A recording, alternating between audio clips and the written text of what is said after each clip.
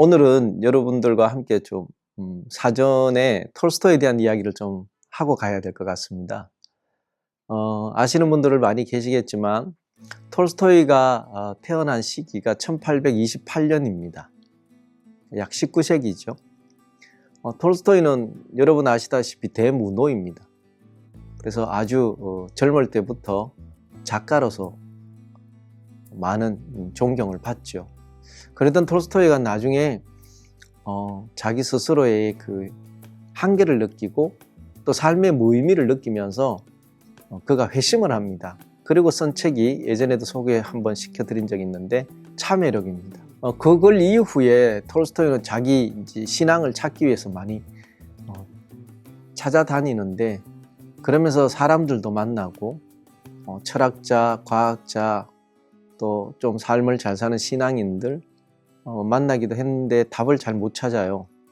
그리고 교회로 돌아갑니다. 러시아 정교회죠. 돌아가서는 심지어는 그 성인들의 시신이 있는 곳에 어떤 기념품 같은 데서 가고 그런 일면서 신앙을 회복하고 싶어 하는데, 사실은 톨스토이는 정교회에서 많이 실망을 하고 나옵니다.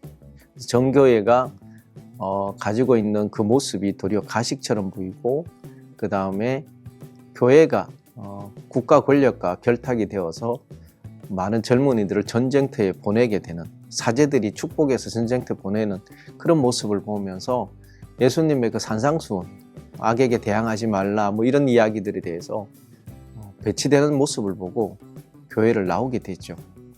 그러면서 톨스토이는 진짜 예수님의 삶에서 하나님의 뜻이 뭔지를 묻기 시작해서 글을 쓰기 시작하고 작업을 한 것이 바로 이 톨스토이가 만난 예수, 톨스토이 복음서입니다. 우리로 번역된 걸로는 러시아 말로는 요약 복음서라고 표현하는데, 그러다 보니까 이 책에서 특징적인 몇 가지가 있는데, 그게 뭐냐면 수태고지나 기적사건이나 부활사건과 같은 우리 보통 이성으로 생각하기에 받아들이기 쉽지 않은 부분들에 대해서는 다 배제를 합니다. 그래서 오로지 예수님이 이 땅에 사시면서 하나님의 뜻을 행함으로 나타낸 것들에 초점을 맞추고 이 책을 쓰기 시작했던 것이죠. 그래서 오늘 이 이야기를 좀 나누다 보면 우리 기존의 교회 성도님들이 가지고 있는 교리나 신앙의 가르침에서 조금 충돌이 일어날 수 있습니다. 그래서 미리 말씀을 드리는 것이고, 또 톨스토이가 만난 예수라는 제목을 저희들이 분명히 말씀을 드렸습니다. 그래서 톨스토이가 만난 예수, 그가 남긴 글을 저희들이 분석하는 그런 관점으로 오늘 이야기를 들어주시면 좋겠습니다.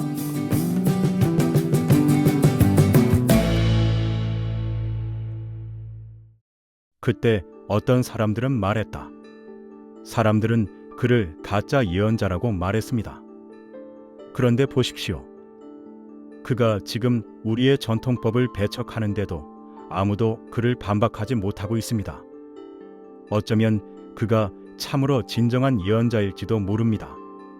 어쩌면 우리의 종교 지도자들마저도 그를 인정하고 있는지 모릅니다. 다만 한 가지 이유 때문에 그를 믿을 수가 없습니다.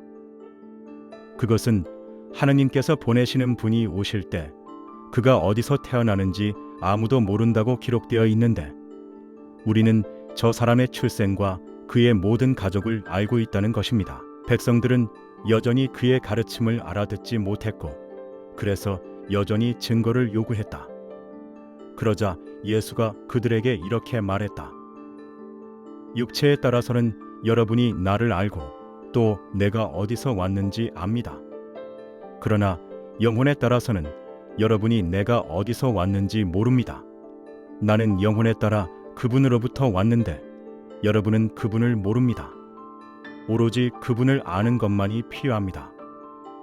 내가 만일 내가 그리스도다 라고 말했다면 여러분은 사람인 나를 믿었을 테지만 내 안에 있는, 그리고 여러분 안에도 있는 아버지를 믿지는 않았을 것입니다. 그러나 오로지 아버지만을 믿는 것이 필요합니다. 나는 내 생애의 매우 짧은 기간 동안만 여기서 여러분과 함께 지냅니다. 나는 생명의 원천으로부터 나왔고 그 원천에 이르는 길을 여러분에게 제시하고 있습니다. 그런데 여러분은 증거를 요구하고 또한 나를 단죄하려고 합니다. 여러분이 지금 그 길을 모른다면 내가 더 이상 여러분과 함께 지내지 않게 될 때에는 그 길을 결코 발견하지 못할 것입니다. 여러분은 나에 관해서 논쟁해서는 안 되고 다만 나를 따라야 합니다. 나의 가르침을 실천하는 사람은 누구나 나의 말이 옳은지 여부를 알게 될 것입니다. 내가 누구인지, 과거의 모든 예언이 나에 대해 말한 것인지에 대한 여부를 묻지 마십시오. 다만 여러분은 나의 가르침, 우리 모두의 아버지에 대해 내가 하는 말을 따르십시오. 내가 어디서 왔는지 등의 외형적 문제를 따지는 것은 불필요하지만 나의 가르침은 여러분이 반드시 따라야만 합니다. 그리고 나의 가르침을 따르는 사람은 참된 생명을 얻을 것입니다. 육체적 생명을 영혼의 식량으로 삼지 않은 사람, 목마른 사람이 물을 갈구하듯 진리를 갈구하지 않고 진리를 따르지도 않는 사람은 나를 이해할 수가 없습니다. 그러나 진리에 목말라 애타게 찾는 사람은 진리의 물을 마시기 위해 나에게 오십시오. 그리고 나의 가르침을 앞으로 믿을 사람은 참된 생명을 받을 것입니다. 그는 영혼의 생명을 받을 것입니다. 자, 오늘 이야기는 7-2 챕터로 갑니다. 7장의 큰 제목은 나와 아버지는 하나이다이고, 두 번째 챕터의 제목은 저는 육체는 영혼의 땔감이라고 정해봤습니다. 우리 육체의 존재 이유는 영혼을 살리는 데 필요한 땔감이라는 뜻입니다. 함께 보게 될 책은 211쪽에서 213쪽입니다. 내용은 요한복음 7장의 이야기들로 구성이 되어 있습니다. 오늘 내용은 먼저 기존의 그 교회 교리와 가르침의 충돌이 일어나는 이 부분들이 우리에게는 어떻게 받아들여야 되냐에서 시작한다고 말씀드렸는데, 먼저 여러분에게 교회라고 하면 가장 먼저 어떤 생각이 드십니까? 예수 믿으세요, 구원 받으세요, 이런 생각들 드실 거예요. 근데 앞서 말씀드렸듯이 동전녀와 마리아가 말한 수태고지, 또 그려낸 기적적 탄생, 또 무리를 걷는다든가 여러 기적들, 그리고 구약의 예언을 성취하는 메시아로서 예수를 믿는 교회, 그런 부분에 대해서 톨스토이는 거부합니다. 이렇게 말을 한다고 할 수 있습니다. 예수님은 단 한 번도 자기 자신이라는 인물을 숭배하라고 가르친 적이 없다라고 톨스토이는 주장합니다. 자, 이제 오늘 이 이야기를 좀 더 깊이 들어가 보겠습니다. 예수님 당시 사람들은 예수님을 의심했습니다. 톨스토이 책에 보면 이렇게 써 있습니다. 하나님께서 보내시는 분이 오실 때 그가 어디서 태어나는지 아무도 모른다고 기록되어 있는데 우리는 저 사람의 출생과 그의 모든 가족을 알고 있다는 것입니다. 그 당시의 사람들의 말이죠. 예수님이 어디 출신인지 다 아는데 어떻게 그가 선지자처럼 또 신이 될 수 있냐는 말을 사람들이 하는 겁니다. 만약에 보통 지도자들이라면 그냥 여기서 기적 한번 턱 보여주고 자기를 증명하려고 하지 않았을까요? 하지만 예수님은 그러지 않았다는 겁니다. 이렇게 말씀하십니다. 육체에 따라서는 여러분이 나를 알고 또 내가 어디서 왔는지 압니다 라고 말을 받아칩니다. 이 말은 어떤 말일까요? 그래서 어쨌다는 건데, 이런 말 아니겠습니까? 톨스토이는 말합니다. 예수가 어디에서 태어났고 어떤 기적을 행했는지는 신앙의 본질과는 아무런 상관이 없다라는 겁니다. 중요한 것은 딱 한 가지죠. 예수의 선포하신 가르침이 보편적인 이성, 즉 하나님 아버지로부터 나왔느냐는 사실이라는 것입니다. 여기서 톨스토이는 아주 급진적인 사상적 핵심을 등장시켜 냅니다. 예수님은 왜 대놓고 내가 그리스도다, 내가 신이다 라고 외치지 않았을까? 톨스토이는 해석하기를, 만약 예수가 그렇게 말했다면 사람들은 신비학 능력을 가진 인간의 예수만을 우상처럼 숭배하고 정작 우리 인간 각자 내면에 있는 하나님의 이성, 하나님은 믿지 않았을 것이기 때문이라고 평가합니다. 하나님은 예수 한 분에게만 독점적으로 있는 분이 아니라는 겁니다. 내 안에, 여러분 안에, 우리 안에 똑같이 다 존재한다는 말을 하는 것이죠. 우리가 믿는다는 것은 십자가에 매달린 인물을 향해 절을 하는 것이 아니라는 거예요. 우리가 믿는다는 말은 우리 모두 안에 있는 아버지의 뜻, 즉 진리와 양심을 따르는 것을 믿는다는 것입니다. 그렇다면 이 가르침이 진짜이냐 가짜이냐 어떻게 우리는 분간할 수 있을까요? 사람들은 자꾸 구약의 예언을 뒤적이며 짝을 맞추려고 합니다. 하지만 톨스토이는 이런 신학적 논쟁을 시간 낭비한다고 치부해버려요.